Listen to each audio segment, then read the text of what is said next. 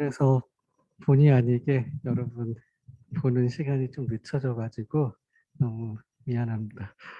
아, 다른 사람도 아니고 제가 걸려 가지고 수업 전체가 딜레이 되는 바람에 우리 수업 보강은 보강 주간에 수업을 해야 될 것 같아요. 그래서 상태가 너무 안 좋으면은 다 그냥 법학과에서는 줌으로 다 수업을 해라라고 했는데, 여러분 또 메일이 직접 와서 듣고 싶은 학생들이 많은데 갑자기 또 줌으로 한다고 하면 여러분 너무 실망스럽잖아요. 그래서 좀 괜찮아진 것 같아서 나오겠다 했는데 어제까지 잔기침이 좀 심했어요. 그래서 말을 하려고 하면은 좀 기침이 좀 잔기침이 나와가지고, 그래서 제가 가톨릭 대학뿐만 아니라 성신여대나 수원여자대학에서 강의를 하는데, 수원여자대학은 다 녹음 강의예요. LMS 시스템으로 강의를 녹음하는데 제가 일요일 날 계속 기침이 나와가지고 정지했다가 또 하고 또 다시 하고 해서 기침이 녹음에 들어갔을 수도 있을 것 같아요. 그래서 여러분은 좀 그런 일 없게끔 하려고 어제 약을 바꿨거든요. 그래서 아침까지는 괜찮았는데 또 밥 먹고 올라오다 보니까 일교차가 되게 심하더라고요. 그래서 찬바람도 나고 해서 어, 이거 어떡하지? 기침 나면 안 되는데 하면서 올라왔거든요. 그래서 여러분 수업을 그럼 바로 시작하도록 하겠고요. 교재 다 가지고 오셨나요? 네.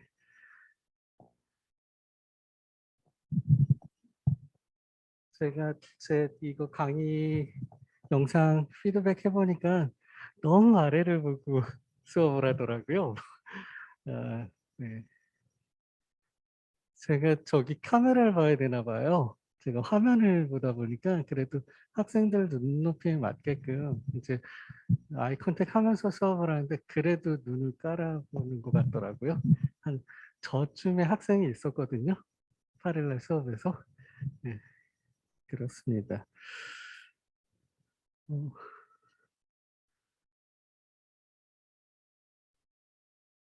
어, 강의 소리 잘 들려요?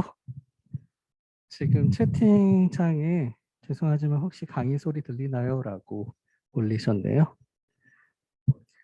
스마트 출석 오늘 안 돼가지고 전부 출석으로 해드릴게요. 네. 아침 오전 수업이나 오후 수업이나 출석 인원이 너무 많아서 생명윤리학 법은 120명이거든요. 여러분도 76명이어서 일일이 다 출석 부르면 1교시는 지나갈 것 같아요. 그래서 네, 잘 들린다고 해주셨네요. 네, 여러분들 바로바로 피드백 주셔서 너무 감사합니다. 다른 대학은 이제 강의 평가 때 평가 사항을 올리더라고요. 그러니까 소리가 안 들려서 마이크 볼륨 좀 켜주세요 하는데 한 학기가 지났어요. 그런 경우도 있어서 여러분 부담스러워 마시고 여러분 편하게 질문하실 거 질문하시고 안 들리면은 중간에라도 손 들어서 말씀해 주세요.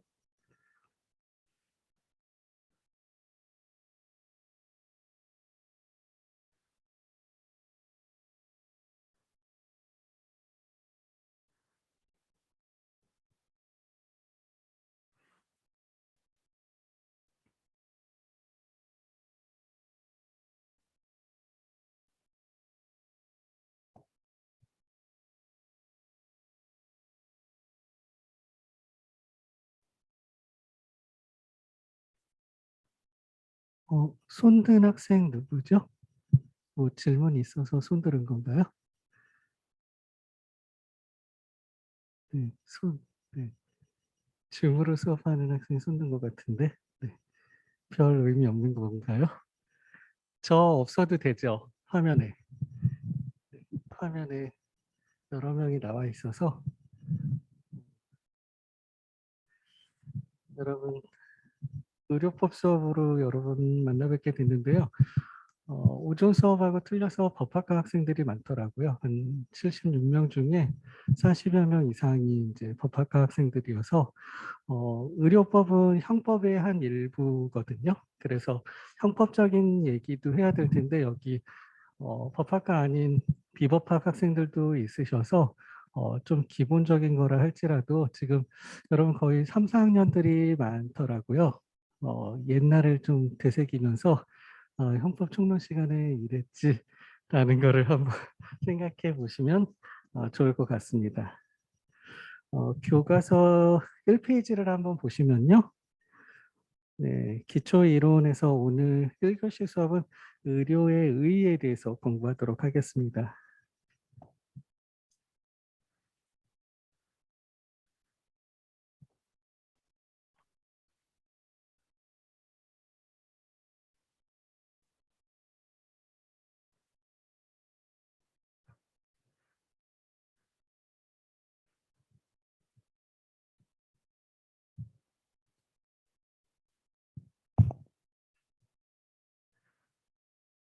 네, 1교시, 2교시, 3교시예요. 우리가 강의 계획서 보시면은 강의 계획서가 목차예요. 의료법 강의 교과서의 목차고 제가 중간에 순서를 바꿔야 될 일 있으면은 미리 수업 끝나기 전에 다음 주에는 수업 어디 나갑니다 이렇게 말씀드릴게요. 여러분 예습하시기 편하게. 그래서 1교시에서는 의료의 의의에 대해서 보시면서 의료 개념의 세 가지 요소와 의료의 본질에 대해서 공부하도록 하겠고요. 2교시에는 의료 생활 세계와 의료 체계라고 우리 사회가 어떻게 구성되어 있는지 이 저자이신 이상돈 교수님이 독일의 하버마스 이론을 하버마스는 이 사회를 체계와 생활 세계 이렇게 두 개로 구성되어 있다고 보거든요. 그거를 의료 영역에 좀 응용하신 게 의료 생활 세계와 의료 체계여서 지금 수업이 진도가 어떻게 갈지는 좀 해봐야지 알 것 같아요. 이게 하버마스 이론, 생활세계와 체계의 이론을 모르고선 그냥 뚱딴지 같이 의료 생활세계와 의료 체계는 이겁니다라고 바로 말을 할 수가 없기 때문에 하버마스 이론을 우리가 깊게는 아니고 앞부분에 이렇게 해서 발생하게 됐다라는 거를 확인하시고서는 넘어갈 거여서 아마 3교시까지 넘어갈 것 같아요. 그러다 보면. 그래서 의료법의 정당성에 관한 거는 그렇게 내용이 많지 않거든요. 그래서 오늘 안에 수업 진도 될 수 있으면 맞춰보도록 할게요. 제가 뭐 여러분들 뭐 다른 얘기도 뭐 빠질 수도 있는데 최대한 안 빠져 볼게요. 제가 보니까는 한 이쯤에서 강의하는 게 좀 난 것 같더라고요. 그래서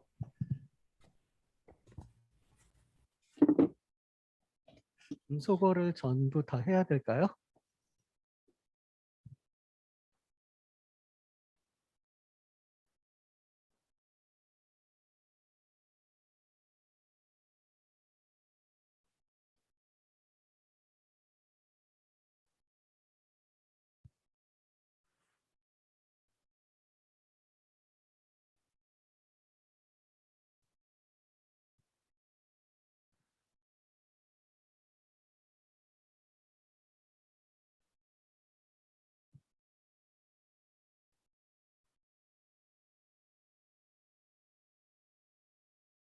네, 괜찮아진 것 같네요. 네.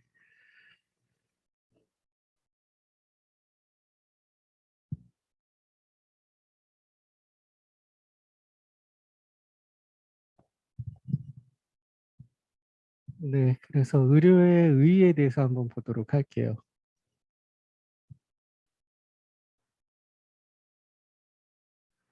1페이지에 나와 있는 내용인데요.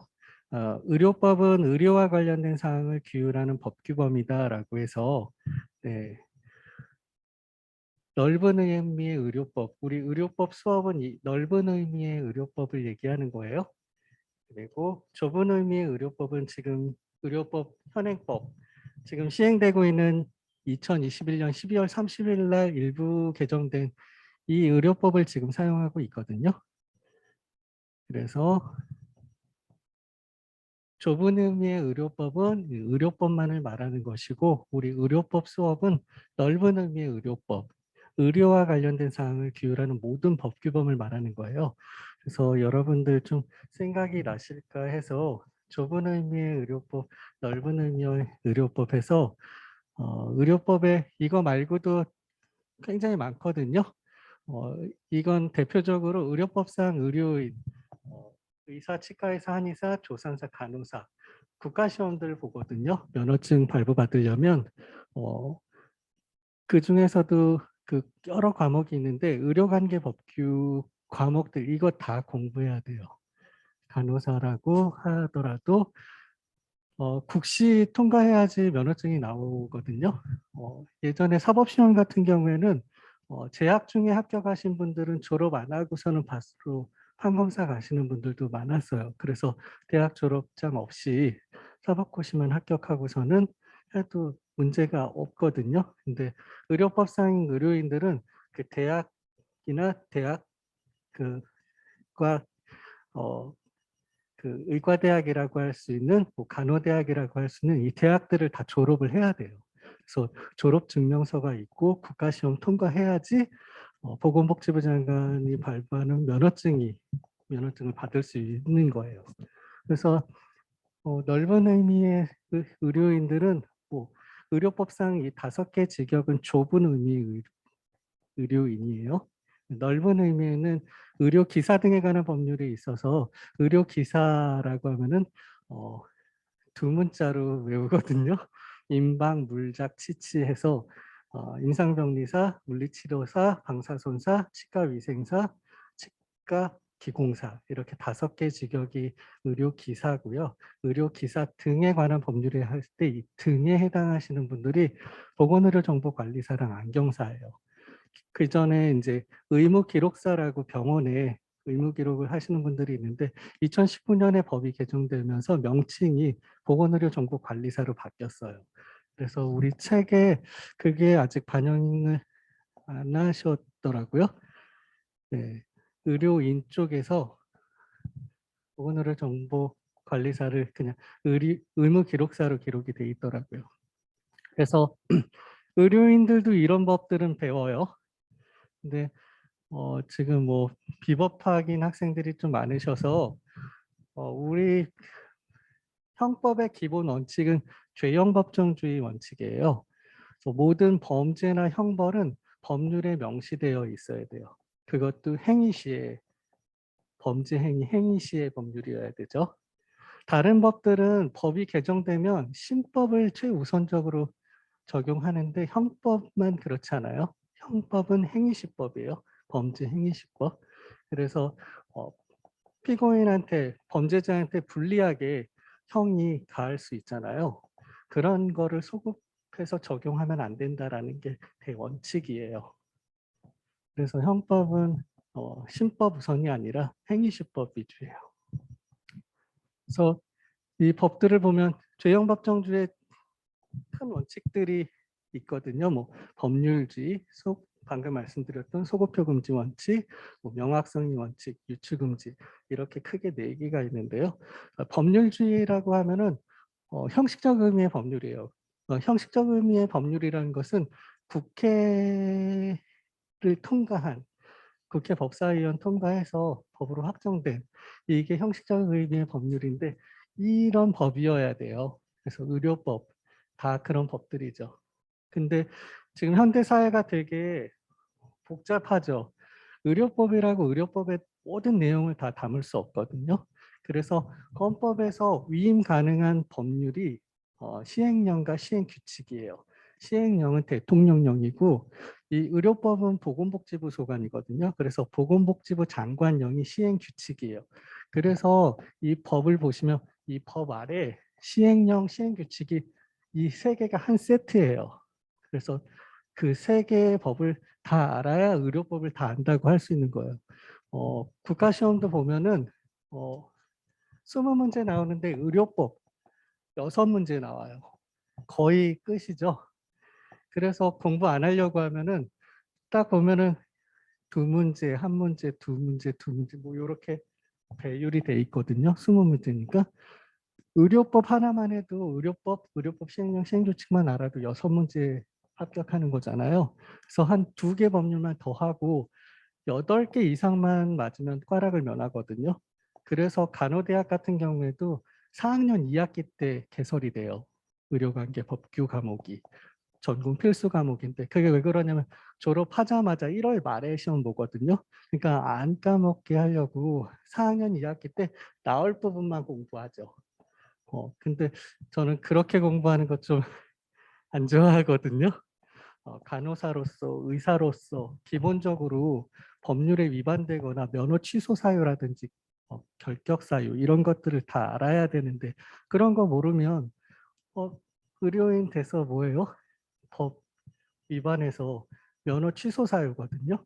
간호사도 간호사 면허 대여해 주면 면허 취소 사유예요. 뭐 취소 사유라고 해서 그럼 뭐 간호대 새로 들어가야 되나 뭐 의대 예과 본과 6년 또 해야 돼 이거는 아니에요.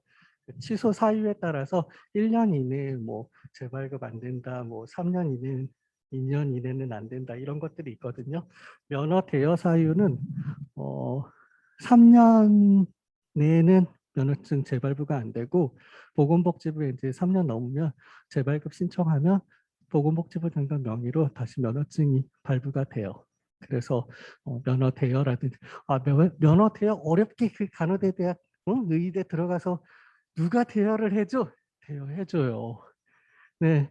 아유 기사에 뭐 옛날 기사도 아니에요. 불과 뭐 1년 전, 2년 전 대여해서 면허증 취소되고 벌금 물고 월 한 30만 원씩 받고 면허증 빌려줘요. 이해가 안 되죠. 간호대 4년 동안 등록금 얼마에 그 간호대 학생들도 막 여러분만큼 진짜 학점에 되게 막 민감하거든요. 그래서 막 B뿔, C뿔 막 이러면 제가 왜 C뿔이에요? 저는 그 메일도 받아본 적이 있는데 저 왜 A뿔이에요? 그래서 이런 적은 또 처음인데 그래서 점수 중간고사 기말고사 뭐 무슨 점수 토탈해서 이래서 A 플러스입니다. 이렇게 메일 답변해 준 적도 있어요. 그래서 여러분들 보면은 의료인들이 법률, 시행령, 시행규칙 하면은 36개 법률 다 공부해야 되는 거예요. 네. 네, 다 공부하지는 않고 네, 필요한 것만 또 공부하기도 하고 해요.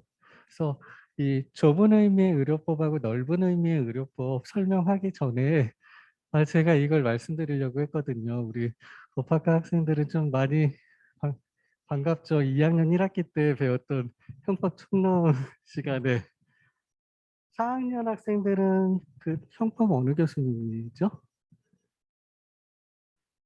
생각 안 나요? 네, 4학년 없어요? 네? 4학년도 하민경 교수님이었어요? 벌써 세월이 그렇게 됐나요? 아, 그렇구나. 하민경, 하민경 교수님이 저하고 박사 동기거든요. 그래서 어, 엊그저께 같았는데 벌써 카톨릭 대학교 이제 전임으로 오셨다고 해서 너무 축하했던 그게 진짜 엊그저께 같은데 벌써 4학년 학생들도 하민경 교수님한테 배웠군요. 너무 좋죠. 네. 그래서 보면은 교재는 그럼 이상돈 교수님 형법 강론을 썼을까요? 3판? 네. 지금이 4판. 그럴 거예요. 3판인가? 저도 헷갈리네요. 판이 막 계속 나오니까 2년에 한 번씩 나오니까 형법은 3판까지 나온 것 같네요. 네, 3판. 이 의료법 강의가 4판이고 이 의료법이 지금 4판인데 이거 전에 원래 모태라고 하긴 좀 그렇고 원래 의료법 관련 책은 의료형법이라는 책이 있었어요. 그게 1998년도 초판이었고 그 다음에 이제 공저자인 그 숙명여대 김나경 교수님이 또 의료법 바로 제자시기 때문에 1판부터는 공동 저자로 해서 지금 4판이 나온 거네요. 네. 2판으로 공부했겠네요. 4학년 학생들은 형법 강론. 보시면은 딱 이렇게 되어 있죠. 형법에 의해서 형법의 개념은 형법 뭐라고 배웠어요? 보니까 하민경 교수님 교재 부교재로 2개로 나와 있던데 배종대 형법 총론하고 이상돈 형법 강론 이 두 교재를 주로 쓰시는 것 같더라고요. 배종대 교수님 기본서 보면 형법은 범죄와 형벌을 규정한 법이다. 끝. 아우 깔끔해요. 제일 기본서 중에 제일 간단하게 설명하신 기본서예요. 이거를 이제 더 풀었으면은 어떤 행위가 범죄이고 그 범죄에 대해서 어떤 형사제재, 우리나라는 형사제재 이원주의여서 형벌과 보완처분을 명시하고 있죠.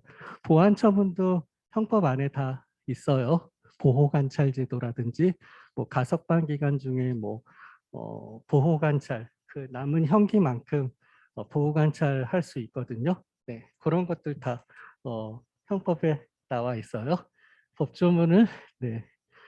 보호관찰은 59조의 2고 보호관찰 수강명령 사회봉사 이건 62조의 2 그리고 아까 말씀드린 가석방 기간의 보호관찰은 73조의 2예요. 네. 그래서 이렇게 되어 있고 이게 제일 중요한 건데 여러분들은 쉽게 다 알죠? 제가 한번 리마인드를 해주고 지금 처음 듣는 학생들은 형법의 성격이 굉장히 중요해요. 형법은 평가 규범이에요.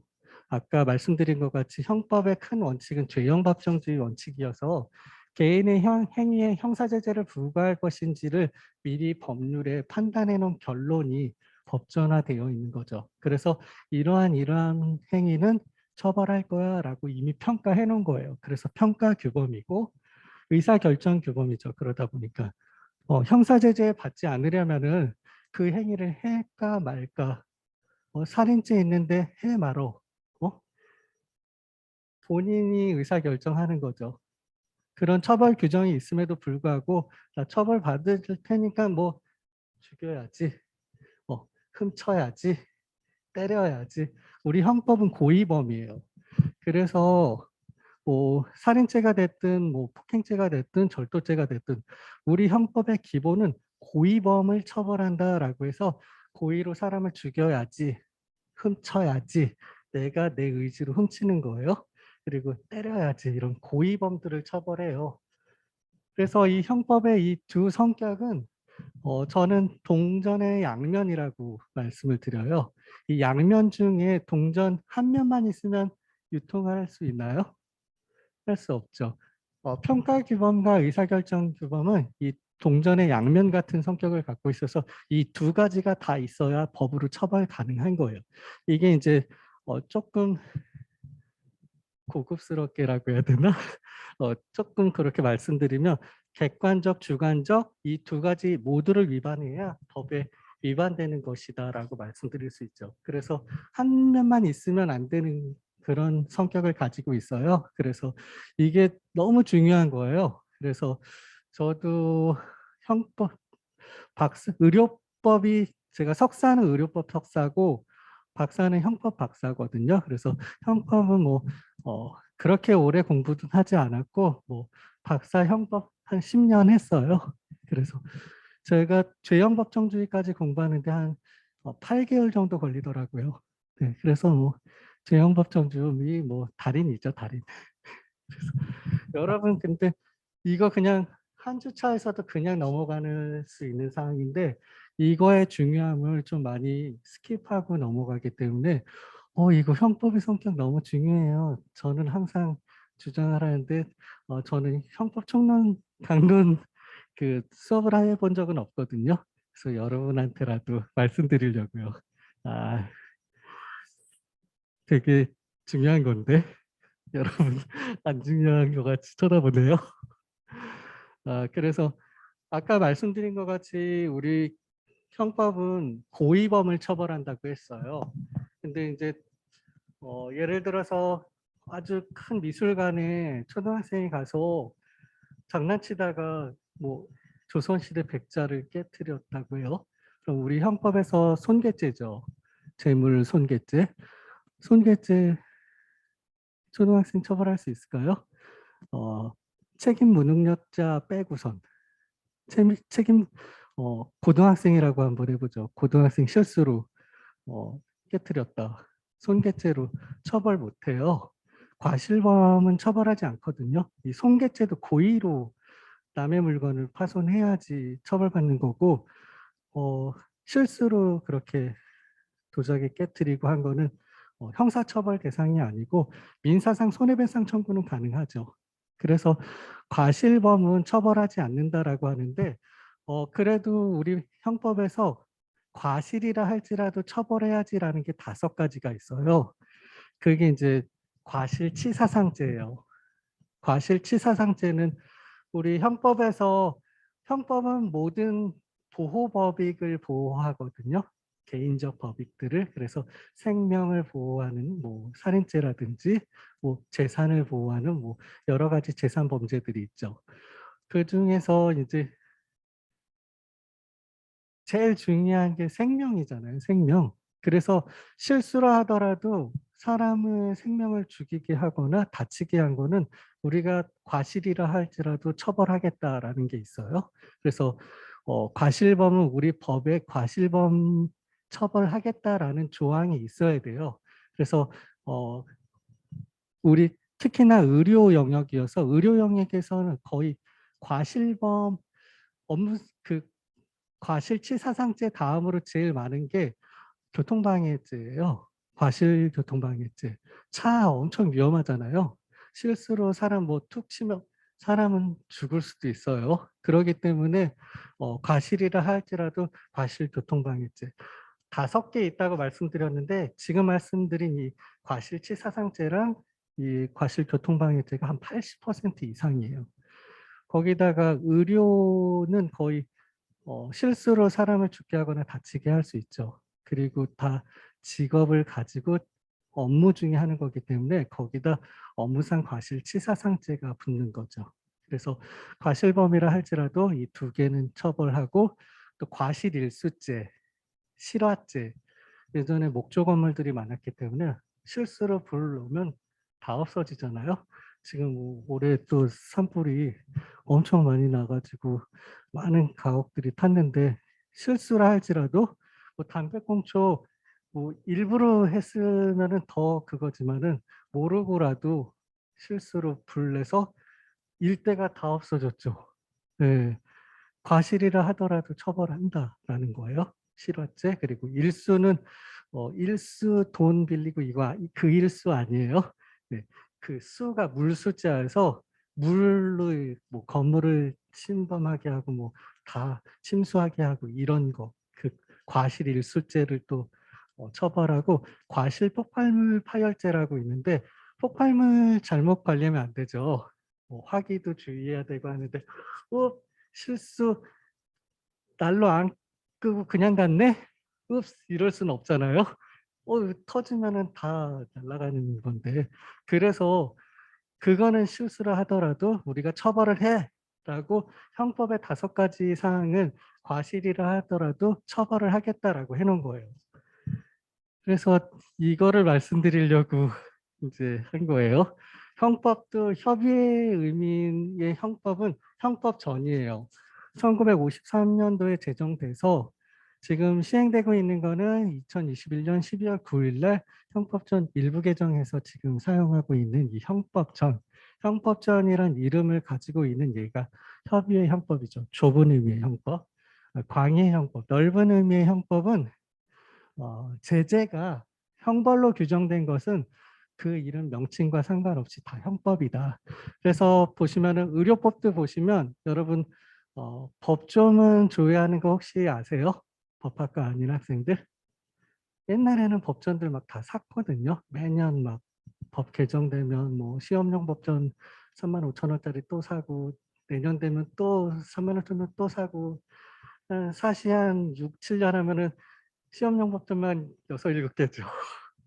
네, 그랬었는데 요즘에 안 사요. 누구 로스쿨 학생들도 안 사는 것 같아요.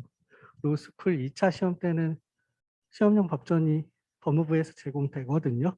그래서 그런 거 물려받아서 이제 손에 익히려고 물려받지 사지는 않는 것 같아요. 네.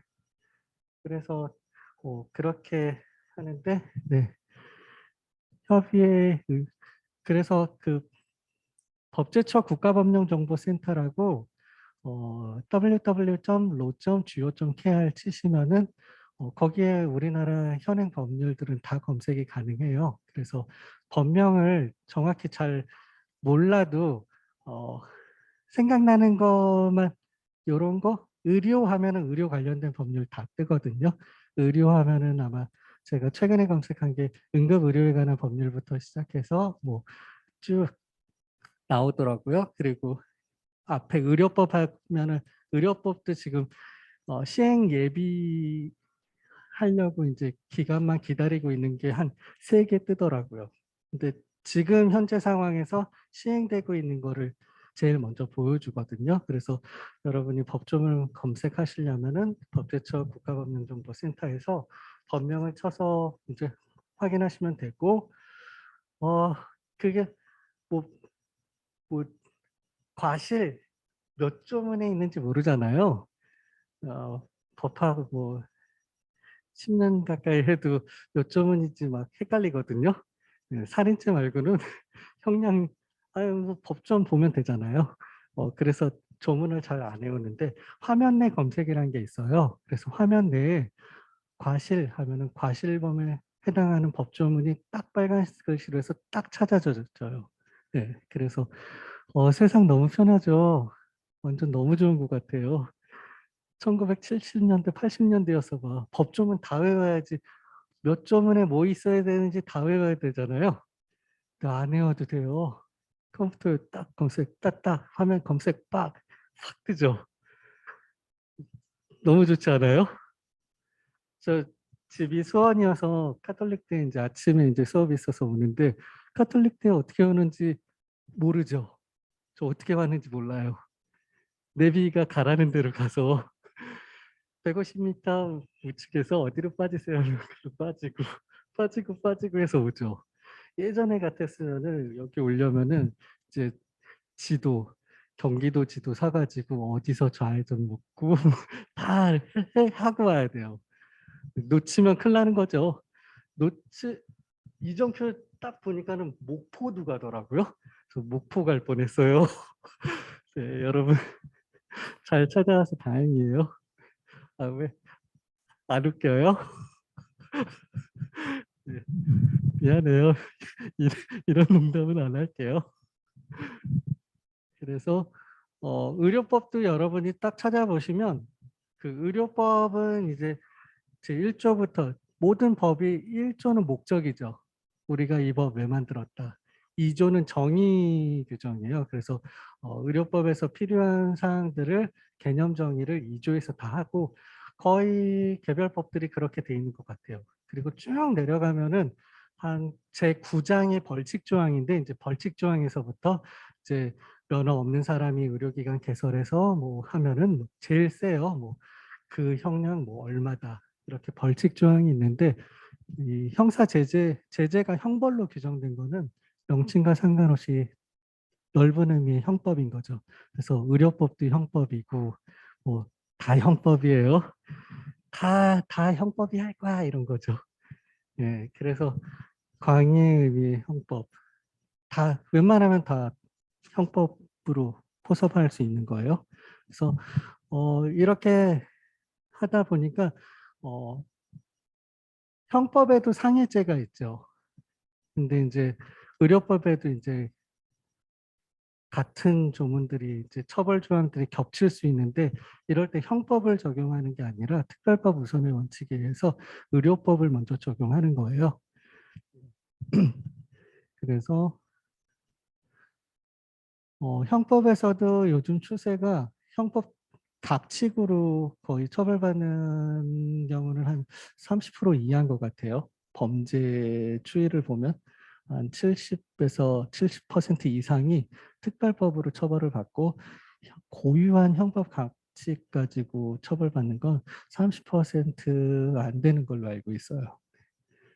그만큼 이제 그래서 형법에는 그런 기본 사항들이 되게 중요한 거잖아요. 형법 총론의 뭐 고의가 무엇인지, 뭐 공동정범이 무엇인지, 뭐 이런 게 중요한 거죠.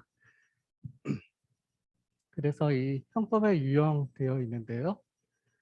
제가 그냥 시간 안 보고 쭉 할게요. 시간에 얽매여서 50분 하고 뭐 고등학생도 아니잖아요, 우리가. 강의하다 50분 됐으니까 이거는 좀 아닌 것 같아서 조금 하는 만큼 하다가 이 타임에서 그냥 한번 쉬죠 하면은 여러분 좋다고 하면 그때 한번 쉬고 할게요. 중간에라도 뭐 화장실이나 이런 데는 뭐 마음껏 그냥 다니셔도 돼요. 여기 뭐 교도소도 아닌데 물어보고 갈 필요 없죠. 그래서 의료에 관련된 법들 제가 12개 법률을 해놨는데 이거 말고도 굉장히 많아요. 네. 그래서 기본적으로 이런 거를 좀 의료에 관련된 법률들이 훨씬 더 많은데 의료인들이 국시 통과하려면 기본적으로 보는 법들도 이렇게 많다라는 거 한번 보여드리려고요. 네. 그리고 그러다 보면은 지금 의료법의 유형만 했죠. 형법도 의의하면 개념, 성격, 유형밖에 안 했어요. 우리 법학하는 학생들이나 교수님들이나 이 개념 정리가 안 되면 다음으로 못 나가요. 왜 그런지 모르겠어요. 그렇게 습관이 들여서 그런 것 같아요. 그래서 의료의 의의가 무엇이냐 대답 못하면 다음으로 진도 못 나가요.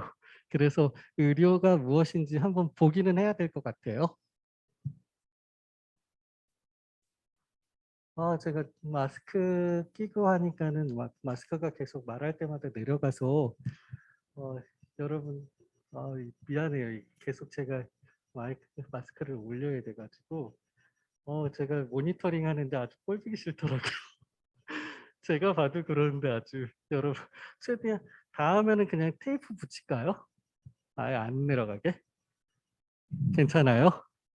아유 감사합니다. 이해해줘서 저도 저를 보기가 그렇던데 그래서 의료의 의의를 안 보고 넘어갈 수는 없어서 의료의 의의를 보려고 했더니 이제 의료 혹은 의료 행위의 의미를 확정하는 것이 의료법 전반을 이해하는 데 이제 필수적인 전제라고 할 수 있어서 우리가 이게 개념이 무엇인지 뭐 어려워도 한번 보고 넘어가려고 해요. 그래서 의료법상의 의료 개념은 그럼 어떻게 정의하고 있는지 의료법의 의료 행위의 개념이 모든 법의 2조의 정의 규정으로 규정하고 있다고 했잖아요. 의료법에 의료만 개념 정의를 안 해놨어요. 그래서 현행 의료법은 의료 개념의 실질을 뚜렷하게 규정하고 있지 않고 실정법상 의료의 개념은 주로 판례를 통해서 판례에서도 무면허 의료행위죄를 처벌하면서 의료행위란 이런 것이다라고 간접적으로 정립을 해 나가지 의료는 무엇이다 이렇게 딱 꼬집어서 얘기하지 않아요. 그래서 아주 궁금하죠. 모르면 다음 안 넘어갈 것 같고. 그래서 의료 개념의 세 요소인 주체 차원에서의 의료인, 행위 차원에서 의료행위, 수단 차원에서 이 의료 기재, 요걸 가지고 이제 간접적으로 우리 의료법에 의료인이란 무엇인지, 의료행위란 무엇인지 이렇게 설명을 해놓고 있거든요. 결론은 이거예요. 주체 차원에서 의료인이 누군가요? 의료행위를 하는 사람이지. 의료행위는 뭔가요? 의료 기재를 쓰는 행위가 의료행위지. 그럼 의료 기재는요? 의료인이 쓰는 기재가 의료 기재야. 의료라는 개념이 지금 나왔나요?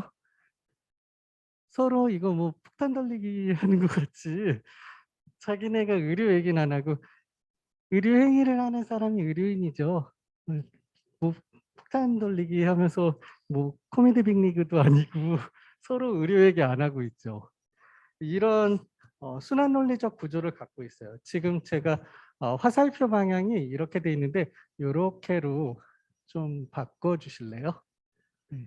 제가 이거 뒤에 있는 무면허 의료행위죄는 표를 갖고 와서 쓰느라고 62페이지 표를 쓰느라고 순환 논리적 구조라는 거는 이렇게예요.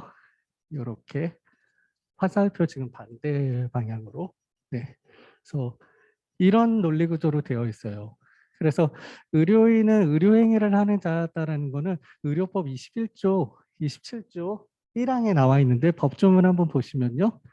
의료인이 아니면 누구든지 의료행위를 할 수 없다. 그래서 의료인만 의료행위를 할 수 있는 거다라고 간접적으로 알 수 있는 거죠. 그리고 의료인도 면허된 것 이외의 의료행위는 할 수 없다는 거죠. 그럼 의료행위 차원에서 의료행위는 의료인이 의료 기재를 가지고 행하는 의료 기술의 시행이다. 의료법 제12조 사항이에요. 12조 1항을 보면 의료인이 하는 의료나 조산, 간호 등의 의료기술 시행이 바로 의료행위예요. 의료기재는 의료인이 의료행위를 하기 위해서 필요한 오늘날에 있어서는 뭐 주사라든지 뭐 기재들을 사용하면서 의료행위를 하죠. 그래서 의료인이 의료행위를 하기 위해서 필요한 기구나 약품, 기타 시설 및 재료 같은 게 의료기재라고 하는 거고 이거는 의료법 제14조에 나와 있죠. 14조 1항 보면 의료인은 의료행위에 필요한 기구나 약품이나 그 밖의 시설 및 재료들을 의료기재라고 하는 거다라고 하는 거죠. 그래서 간접적으로 어, 의료인은 의료행위를 하는 사람이고 의료행위라는 것은 의료기재를 사용하는 행위고 의료기재는 의료인이 쓰는 거지. 아 너무 허탈해요. 법전 막 정신없이 막 27조, 12조, 14조 막 다 뒤져봤는데 의료란 무엇이다라고 딱 명확하게 명시하고 있지 않거든요. 그래도 우리는 어떻게 하죠? 의료란 무엇인지 한번 알아봐야죠. 네. 그래서 아까 보신 것 같이 세계 차원, 행위 차원, 주체 차원, 뭐 기재 차원 이렇게 세 가지 차원에서 한번 의료란 무엇인지, 의료행위란 무엇인지 한번 보려고 해요. 그래서 행위 차원에서 보면은 의료는 전통적으로 질병의 치료와 예방이라는 목적을 주는 행위예요. 드디어 나왔습니다. 네.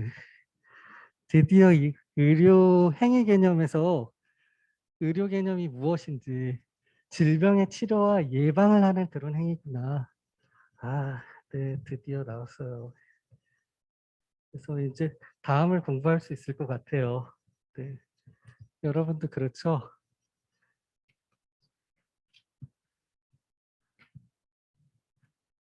그래서 다음으로 이제 행위 차원에서는 의료 개념이 뭐라는 걸 이제 개념을 정립했으니까 의료 행위라는 것은 진찰, 검안, 처방, 투약 또는 외과 수술 등의 행위가 의료 행위라고 해요. 지금 보시면은 어 86도 1678 이거 무슨 의미인지 알죠? 법학과 여러분들. 우리 뭐 비법학과 학생들도 있어서 도로 되어 있는 거는 형사 대법원 판결이구나. 우리가 3심제잖아요. 1심, 2심, 3심. 이 도는 형사 대법원 판례를 도로 해요. 뭐 법전공 학생들은 다 알겠지만 고노 도로 가죠. 형사 판례는. 그래서 1심이 고, 2심이 노, 3심이 도예요.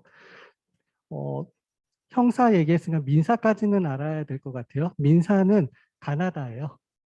너무 쉽죠. 1심 민사 판례는 그래서 뭐 2022 가? 뭐 이렇게 가는데요. 아, 내가 가라고 했는데 가단, 뭐 가합 이렇게 될 수도 있어요. 가단은 단독 판사예요. 판사 한 명이 민사 재판한 거고 가합은 어, 1심에서 민사 법관 3명이 판단할 수도 있거든요. 합의부 판결 그 법정인데 그럴 때는 가합으로 가요. 3명 부장판사 옆에 좌배석 우배석 이렇게 3명이 판결을 하는 거죠. 그래서 가합 가단으로 갈 수 있는데 민사 2심은 나죠. 그리고 민사 이제 대법원 판결문은 다 이렇게 돼 있죠. 근데 어, 뭐 대학교 1학년, 2학년 때만 해도 뭐 대법원 판결문 하면 막 바이블 같이 막 생각했거든요. 이 비중한 거 이랬는데 한 의료법 한 10몇 년 하다 보니까 뭐 되려 대법원 판결을 잘 안 봐요. 대법원 판결은 법리도 약하고 그냥 법률심만 조금 끼직끼직한 거여서 되려 뭐에 대한 대법원 판결보다는 이게 사실관계가 어떻게 됐지 하려고 보려면은 1심이나 2심으로 되돌아가거든요. 우리 그 서울중앙지방법원 민사 15부하고 18부가 민사 그 의료소송 전담 부서예요. 그래서 여기 15부, 18부 여기 판결이 법리가 더 뛰어나요. 그래서 1심 판결이라 하더라도 이거 엄청난데라는 판결문들이 되게 많아요. 그래서 민사 고등법원 판사셨던 분이 대법관으로 가신 분도 있죠. 이인복 대법관님이 의료 그쪽에 고등법원 부장판사셨다가 이제 대법관이 되신 거죠. 명망도 되게 좋으세요. 그래서 법리도 되게 밝으시고, 예. 근데 대법관이라고 해도 안 그러신 분들 있잖아요. 존경할 만하지 않은데 되시는 분들도 있어서 그런 거는 뭐 차치할게요. 아, 또 열이 나려고 하네.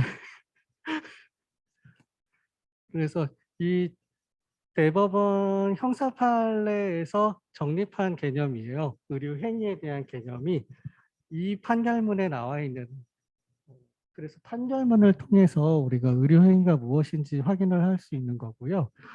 이 행위 차원에서는 행위가 위험하냐 안 하냐에 따라서 이게 의료 행위인지 의료 행위가 아닌지 결정이 나는데, 그 얘기는 법원 판결에 따라서 의료 행위가 될 수도 있고 안 될 수도 있다는 거여서 일일이 이게 의료 행위인지 아닌지 판결문을 다 뒤져서 분류하고 해놔야 돼요.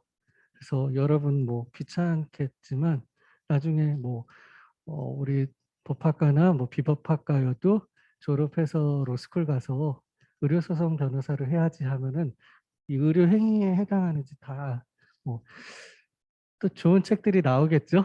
네, 법원 판결에 의해서 이게 위험한 행위다라고 하면 의료 행위가 되는 거예요.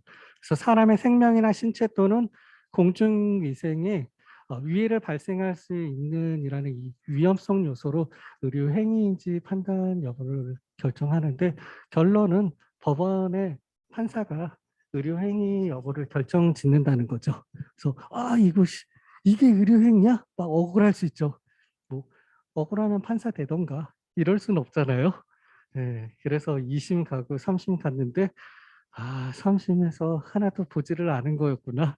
양승태 대법원장 시절. 네, 그래요.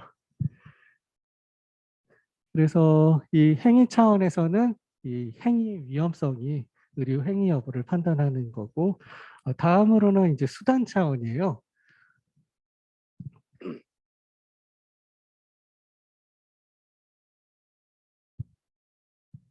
우리 조금만 더 하고 쉴게요. 네, 요거 수단 차원, 기재 차원에서만 확인을 하고, 수단 차원에서 보면 기기나 재료의 위험성 때문이죠.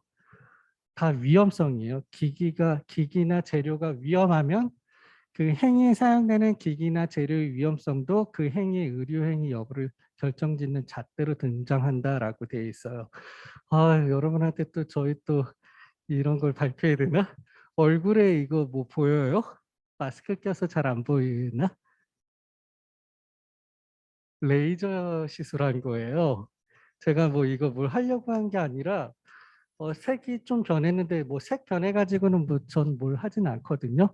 근데 요번에 이제 구정 때 너무 가려운 거예요. 막 너무 가려워가지고, 근데 가려운 것도 참았는데 막 빨갛게 부풀어 오르더라고요. 그래서 이거 안 되겠다. 너무 가려워서라도 이거 피부과 가야겠다 해서 딱 구정 끝나자마자 딱 2월 3일 날 피부과 이제 병원으로 갔죠. 전문의한테 보이려고. 일반이 피부과 의원한테 안 가고 이제 전문의한테 가야 되겠다 해서 딱 가서 했는데, 딱 보시더니 무슨 뭐 혹이래요. 그래서 뭐지? 근데 딱 뭐 명칭을 딱 말씀해 주셨는데 의료가 다 그래요. 저만 그러나? 듣고 돌아서면 까먹어지더라고요. 이게 우리가 평상시에 쓰지 않는 용어여서 딱 들으면 따다다다 딱따구리 같이 딱 따라서 하는데 돌아서면 뭐지? 한 단어밖에 생각 안 나네. 혹. 그래서 저는 그때까지만 해도 이제 레이저 시술 같은 거 받아본 적이 없으니까 저는 진료는 선생님이 하시고 레이저 시술 이거는 그냥 뭐 피부관리사분이 하시나 뭐이 마취 연고는 그 관리사분 같은 분이 발라주시더라고요. 그래서 이거 치료는 그 이분이 하시나 보다 했는데 전문의 선생님이 오시더라고요. 이게 레이저 시술은 피부과 의사나 피부과 전문의가 해야 돼요. 이 기기의 위험성 때문에. 그래서 맞아. 근데 따따따따딱 하는 거 보면 나도 할 수 있을 것 같은데 라는 생각이 드는데 하면 안 돼요. 레이저는 그 기기 위험성 때문에. 그래서 뭐 우리 뒤에서 판례 하나 보기는 할 건데, 네. 그래서 여러분 뭐 왁싱 같은 거 알아요? 다리에 털 난 거 이제 테이프 같은 거 딱 붙여서 쫙 하면 으아! 하고 소리 지르고, 그 왁싱은 그냥 피부과 의사 아니어도 가능하거든요. 그래서 뭐 피부관리사나 이런 분들이 할 수 있는 그냥 미용인 거죠. 그런데 이제 저거는 안 되죠. 제모 레이저는 레이저기 때문에 피부과 전문이나 피부과 의사가 해야 돼요. 피부관리사가 제모 레이저 쓰면은 의료법 위반이에요. 무면허 의료행위로 처벌받게 돼 있고, 그리고 여기 보시면은 의약품인 프로페셔널 필링 포뮬러인데 이게 박피술 시행할 때요. 박피 혹시 뭔지 모르시는 분들이 있을까요? 박피? 얼굴 이 껍질이라고 해야 되나? 이걸 한 겹 쫙 벗겨내는 거라고 하더라고요. 그러면 예뻐지나? 네, 잘 모르겠어요. 박피술 왜 하는지 몰라가지고. 네. 그래서 의약품으로 되어 있는 이 프로페셔널 필링 포뮬러를 이용해서 박피술을 시행하는 것은 사람의 생명, 신체나 공중위생상 위해를 발생시킬 우려가 있는 것이기 때문에 이건 미용술이 아니라 의료행위에 해당하기 때문에 피부과 의사나 피부과 전문의가 아니면 그 이외에 다른 사람들 뭐 미용하시는 분이라든지 피부관리사들이 요거 사용하시면 무면허 의료행위죄로 처벌받게 돼 있는 거예요. 대신에 일반 화장품인 필링 크림이라는 게 있는데 그거는 일반 화장품이어서 그냥 피부 관리사나 뭐 피부 미용하시는 분들이 이제 누우세요 하고서 해서 사용해도 되는 거예요. 요거 같이 그렇게 전체를 벗겨내는 거는 아닌가 보더라고요. 그래서 이거는 전체가 한 껍질이 쫙 벗겨지는 거래요. 그래서 위험하기 때문에 이 수단도 기기나 재료의 위험성 때문에 어, 의료행위인지 아닌지 다 지금 보면 무면허 의료행위죄로 처벌받게 하면서 의료행위다 아니다 법원이 판단하고 있는 거죠. 마지막으로 이제 주체 차원이에요. 주체 차원인데 이 주체 차원은 이제 의학적 전문 지식이 있느냐 없느냐에 따라서 어, 뭐 3교시를 조금 일찍 끝내더라도 1교시 분량은 조금 오버해서 그냥 마저 끝낼게요. 의학적 전문 지식이 없는 사람이 사용할 경우에 생명 신체에 대한 위험을 초래한다는 점에서 그 기기의 사용이 의료행위가 되게 한다는 거죠. 그래서 준비한 게 이제 보톡스 시술이에요. 벌써 대법원 판결 나온 지가 6년 됐네요. 치과 의사 선생님이 이제 미간, 입 주변이 아니라 미간 주름 같은 걸 해결하려고 이제 보톡스 시술을 주사를 치과 의사 선생님이 놓은 거예요. 피부과나 이쪽에서 보면은 피부과가 해야지라고 해서 기소한 거예요. 무면허 의료행위죄. 27조 1항에 의료인만 의료행위 해야 되고 면허인 사람도 면허 이외의 행위를 하면은 무면허 의료행위죄로 처벌을 받게 돼 있으니까 치과 의사가 무슨 미간에 보톡스 시술이야라고 피부과 의사협회에서 이제 기소를 했죠. 치과 의사들이 자꾸 이 보톡스 시술을 하니까요. 그래서 여러분은 어떻게 생각해요? 피부과 선생님 해도 될까요? 안 될 것 같아요. 피부과 어때요? 치과 의사 오케이? 안 돼? 안 될 것 같아요? 그렇구나. 저도 처음에 그랬거든요. 아니 그 입가 주변은 모르겠지만 이 눈 윗가 미간 주름인데 이거 치과 의사 선생님이 해도 돼라고 생각했거든요. 근데 법원 판결을 한번 볼게요. 법원 이제 전문적 지식에 관한 이제 대법원 형사 판결이네요. 전문 지식이 없는 자가 이를 행할 때 특히 예민한 시신경 등 인체에 위해를 발생할 우려가 있으므로 피고인의 이 사건 소위 무면허 의료 행위는 본원 심판단은 정당하다. 무면허 의료 행위죄로 처벌하겠다라는 거예요. 전문적 지식 요거에 따라서 이 주체 차원도 위험이죠. 그래서 행위 차원이 됐던 뭐 기기 차원이 됐던 주체 차원이 됐던 위험하냐 안 하냐에 따라서 법원이 판단하는구나라고 보시면 될 것 같고요. 네, 치과의사 보톡스 사례인데 2013도 850 판례예요. 도 형사 대법원 판결이죠. 판결문이 2016년에 결정이 난 거예요. 13년에 이제 대법원으로 이제 넘어간 거죠.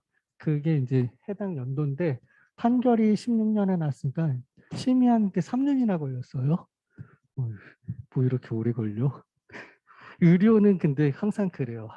기본 한 1, 2년이에요. 1심에서 2심 넘어가는 것도 한 1년 정도 걸리고 증거 수집이라든지 뭐 이런 서로 항변 같은 걸 많이 하거든요. 형사 사건이어도. 그래서 6개월 정도에는 거의 끝난 적이 없는 것 같고 기본 1, 2심들도 1년, 2년은 끄는 것 같아요.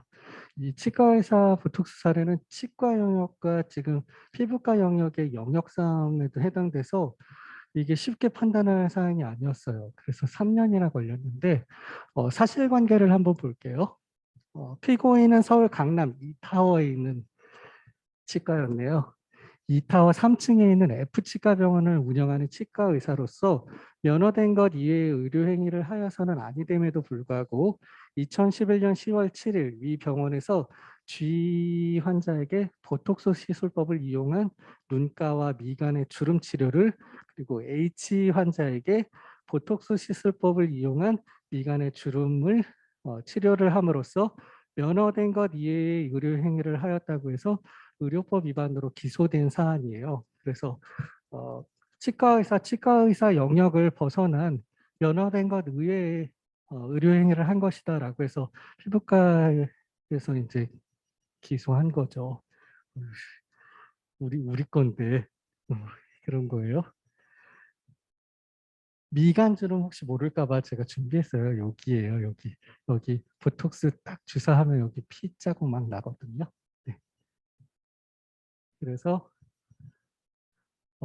대법원 판결 요지를 보시면 의료법 등 관련 법령이 구강 아가면 외과를 치과 영역으로 인정하고 치과의사 국가시험 과목으로 규정하고 있다고 해요. 구강 아가면 외과를. 그리고 중간은 제가 생략했고요. 대부분의 동글동글 대학이나 동글동글 치과 대학이나 치과 대학원이에요.